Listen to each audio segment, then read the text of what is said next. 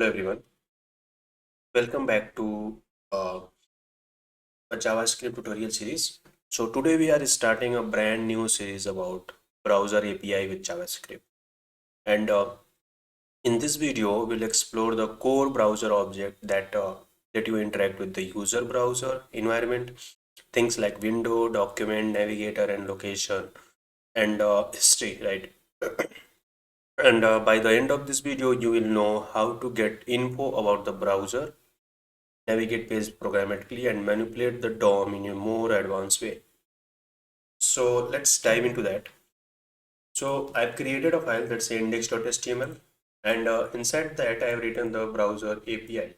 That is basically title, and I'm not written anything in the HTML part because we are going to write into the script only. So, and we are also not going to create a separate JavaScript file because we are going to only write here the JavaScript part. We are not going to write any kind of HTML or CSS, right?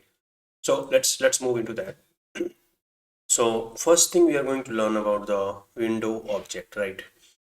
So the window object is the global object in the browser that every browser features live here, right? So let's see some example. So we're going to write console.log and we'll say window dot inner width, and then we'll say console.log, and then we'll say window dot inner height, right? And we're also going to see the screen width.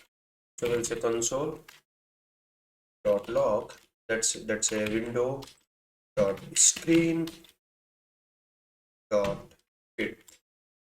So these three line, what it does, so the first line will give us browser width, and the second line give us the browser height, and the third line will give us the screen width. So what is the total screen width?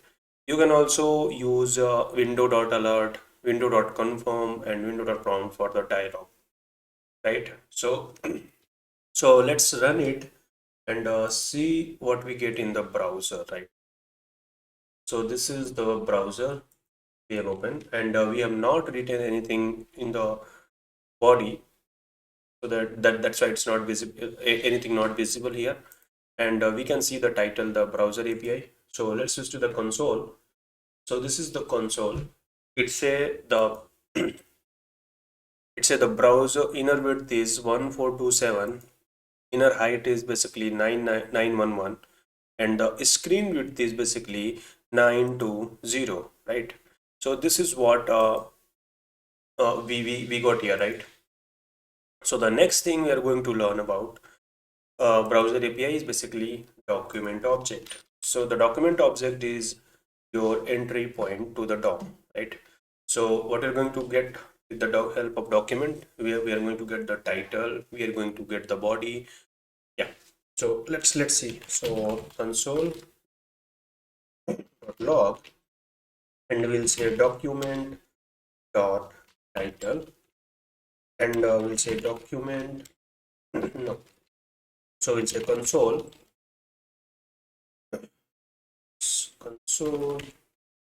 dot log, and we'll say document dot body.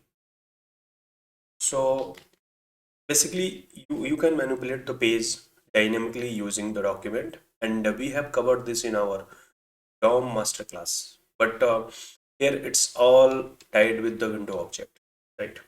So let's switch to the browser and see what we get here, right? So this is the title we get, that we have written the browser API, and this is the body.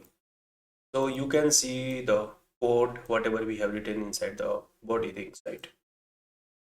So that's how document object works. Let's switch to the VS Code, and now we are going to learn the third things, that is navigator object.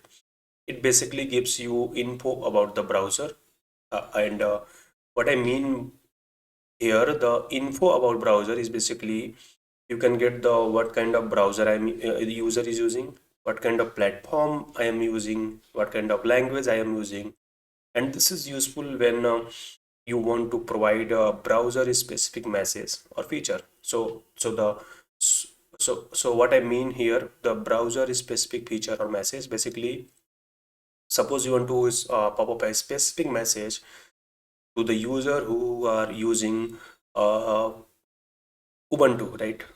The Linux OS. Or suppose you want to to pop up a message that people who are using the Windows 7, that is old, that you wanted to pop up a message to the Windows 7 user. This is the old operating system, and our operating system, I mean our software does not support Windows 7. So you can pop up any kind of browser specific message or the operating specific message, right? So let's see how we can get that. So we'll say console dot log. We are going to say navigator dot user agent, right? And we'll say console log. We are going to say navigator dot platform,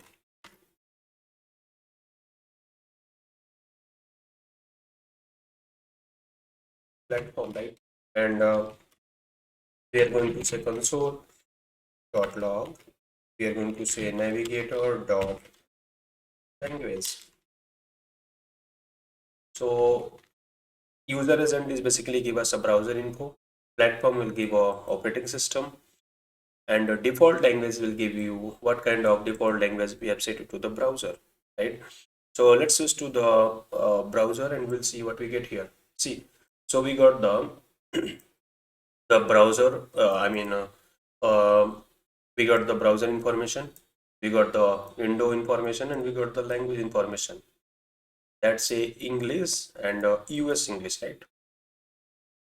That's how navigator help you, right?